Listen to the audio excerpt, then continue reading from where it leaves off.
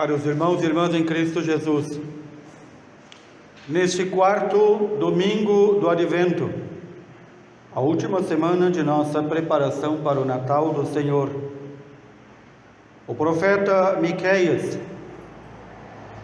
em nome de Deus, com profecia verdadeira, diz séculos antes: é em Belém que deve nascer o Salvador, naquela cidadezinha, naquele povoadozinho, remoto, pequeno e abandonado. Mas que Deus não deixará o seu povo no abandono. Mesmo este povo que não tem buscado a Deus, Deus enviará seu Filho, para então apacentar como pastor o seu povo, para conduzi-lo ao pasto verdadeiro, à vida eterna. E então este Senhor que apacentará com a força de Deus e com a majestade de Deus, quando Ele conseguir apacentar a todos, então os homens viverão em paz, em toda a terra, não só em Belém, mas em toda a terra. Notemos aqui que a profecia diz que o Senhor apacentará seu povo, como rei, como senhor, como dominador. Mas quem já observou um pastor trabalhando, sabe que as ovelhas só entram no aprisco, no ovil, para descansar se são conduzidas por ele. Elas só pastam pasto de verdade e não veneno, se deixam conduzir por ele. De modo que a nossa colaboração é a que muitas vezes falta. O Senhor quer nos apacentar para nos salvar, e nós muitas vezes buscamos o pasto da erva venenosa, ou buscamos viver longe do pastor, longe de sua proteção, e só recordamos do pastor quando temos necessidade. Isso não vai bem, isso não é o certo. Portanto, a nossa união com o pastor não é a união de iguais. Ele é o nosso pastor, nós somos o seu rebanho. Que o Senhor nos conceda a graça de sermos ovelhas obedientes, não cabritos. É belo que o Senhor, ao descrever os critérios que Ele usará para nos julgar a partir de nossas obras ao próximo, Ele separa aqueles que são seus, que verdadeiramente o buscaram e procuraram fazer a sua vontade, e os chama de ovelhas, enquanto aos outros chama de cabritos. É o próprio símbolo do animal manso, como a ovelha, e inquieto, como o cabrito. E então o Senhor nos diz que no momento em que o Pai decidiu que era sua hora de vir, de enviar seu Filho, Ele disse ao Pai: eis que venho, eu venho, ó Deus, para fazer a tua vontade. E por que esta carta aos Hebreus está ligada a esta leitura da profecia de Miqueias? Porque a profecia de Miqueias não só fala que virá o Senhor nascido em Belém, como veio, mas fala também que é por obediência que as ovelhas lhe pertencem, é por submissão. Aquelas ovelhas que nada antepõem à vontade do Senhor, então estas pertencem ao Senhor. E aqui nos está dando a carta aos Hebreus o modelo perfeito e acabado de obediência. Quem é esse? O próprio nosso Senhor Jesus Cristo. Eu vim, ó Deus, para fazer a tua vontade. Jesus não veio porque quis, não veio passear entre nós, não veio ver como é que eram as coisas. Ele veio por obediência ao Pai. E que obediência é esta? Porque ao Pai já não agradam mais as vítimas, oferendas, holocaustos, sacrifícios que a lei de Moisés havia estabelecido, porque com o passar do tempo, o povo de Deus foi apenas fazendo sacrifícios externos. Os mais ricos sacrificavam a Deus um touro, um boi, uma vaca. Outros, não tão ricos, uma ovelha. Os mais pobres, uma pombinha. Mas estes sacrifícios eram meramente externos.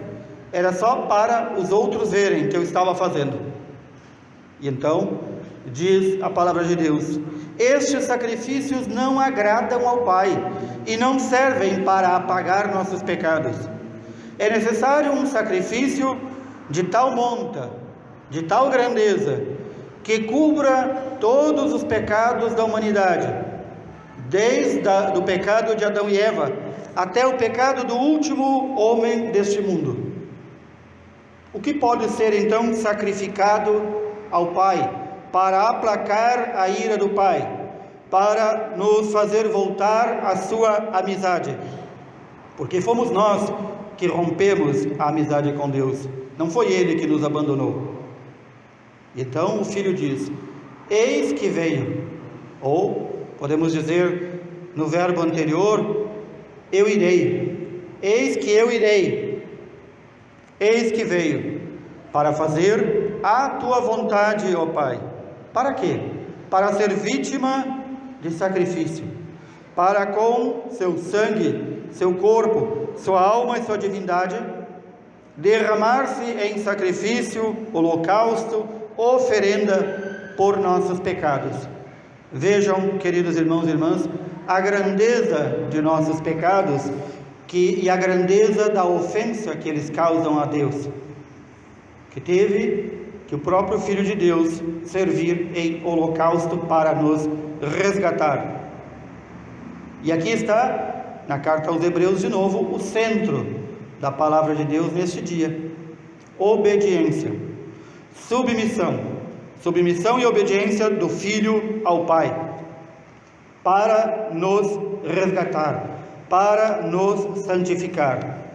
E então, o Santo Evangelho de hoje nos narra que a Virgem Maria tão pronto ficou sabendo que sua parenta idosa Isabel estava já no 6º mês de gravidez. Ela deixou tudo e correu apressadamente para a região montanhosa da Judeia, quilômetros e quilômetros e quilômetros, para servir aquela sua prima, sua parenta idosa, para servi-la. Ela não recebeu ordem de Deus para fazer isso, ela não recebeu ordem do arcanjo para fazer isso, ela apenas fez aquilo que quem ama a Deus faz. Não espera receber ordens para amar, não espera receber ordens para servir. E aqui vem algo que muitos de nossos irmãos de outras igrejas fundadas por homens não leem, ou não querem entender, ou cortaram já de sua Bíblia esta belíssima passagem, quando Maria entra na casa de Zacarias e Isabel. Isabel fica cheia do Espírito Santo, e o Espírito Santo, terceira pessoa da Santíssima Trindade, portanto, o próprio Deus, fala por meio de Isabel: bendita és tu entre todas as mulheres, bendito é o fruto do teu ventre. É o próprio Deus que saúda novamente, porque o próprio Deus já havia saudado por meio do anjo a Virgem Maria, dizendo: tu és a única pura entre todos os seres humanos, tu és a única toda cheia de graça. E agora o Espírito Santo glorifica esta serva, a Virgem Maria, pela boca de Isabel, dizendo: tu és a bendita entre todas as mulheres, é bendito o fruto do teu ventre. E então Isabel se pergunta, e pergunta à Virgem Maria: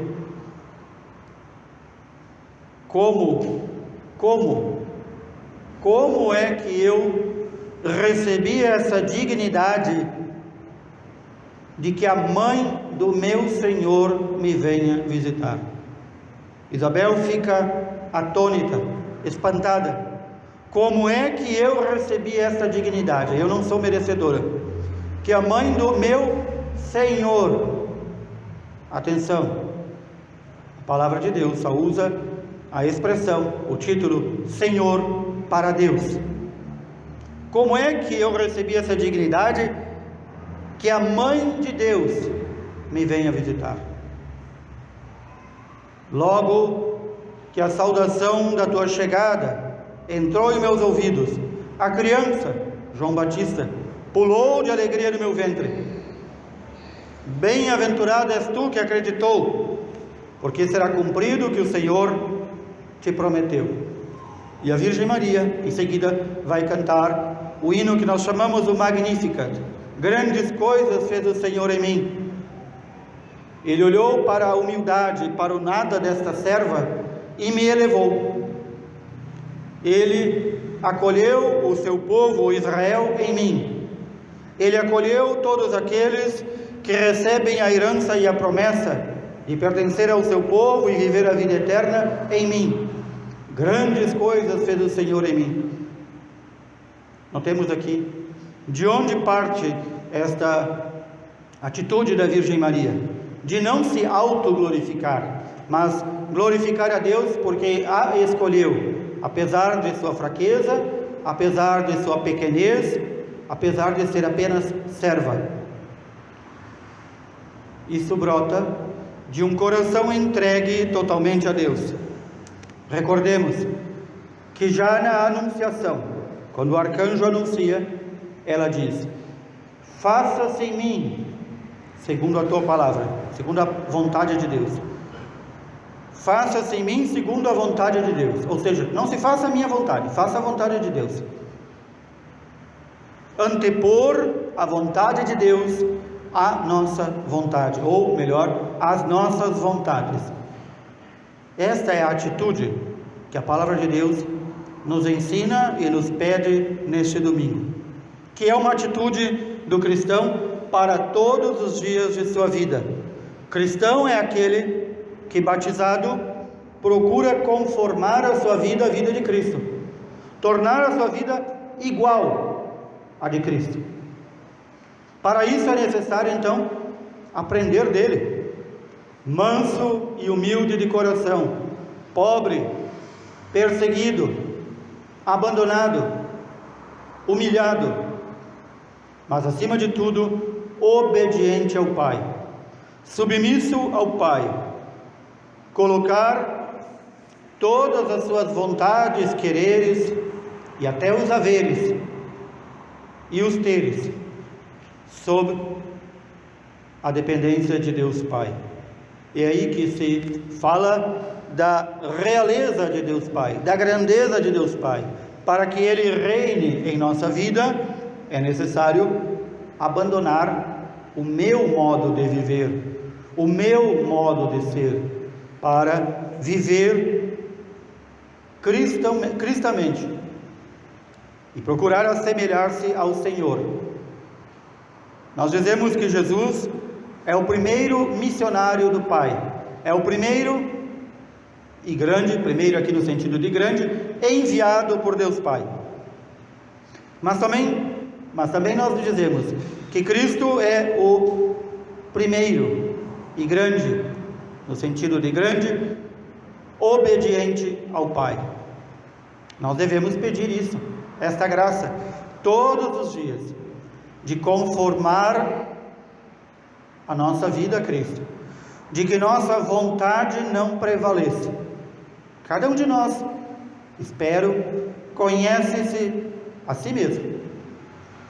Sabe que se nós seguirmos nossas vontades, nossos quereres, nosso modo de agir, a coisa não vai bem, a não ser que alguém já seja santo, ou que alguém já se considere santo, é sinal que não se conhece. Quando o nosso querer, o nosso modo de fazer está acima do modo de querer e agir de Deus, a coisa vai mal. E aí nós vemos o fenômeno de tantos cristãos que dizem: eu sou cristão ao meu modo. Não há cristão ao teu modo, nem ao meu modo. Só há uma forma de ser cristão: renunciar a todas as vontades que nos afastam de Deus diariamente e procurar nos assemelhar a Cristo. Não há outra fórmula. Nenhuma outra fórmula vai levar ninguém ao céu. Por isso, então, eu preciso conhecer Jesus. Eu preciso conhecer os Evangelhos. Eu preciso conhecer a Palavra de Deus. E como este Deus e Senhor nosso fundou a sua única igreja, que somos nós, eu devo conhecer a doutrina dessa igreja ensinada pelos apóstolos. Caso contrário, eu acabo seguindo os meus achismos, os meus quereres, e então me afasto da vontade de Deus. E então, voltando ao que diz o profeta Miqueias, me afasto da obediência ao pastor. Que o Senhor não permita que tal aconteça conosco. Que o Senhor antes nos dê as graças necessárias nestes últimos dias de preparação para a sua vinda, para que nós nos convertamos, para que nós possamos voltar verdadeiramente a Deus. Que o Senhor nos dê esta graça. Louvado seja nosso Senhor Jesus Cristo.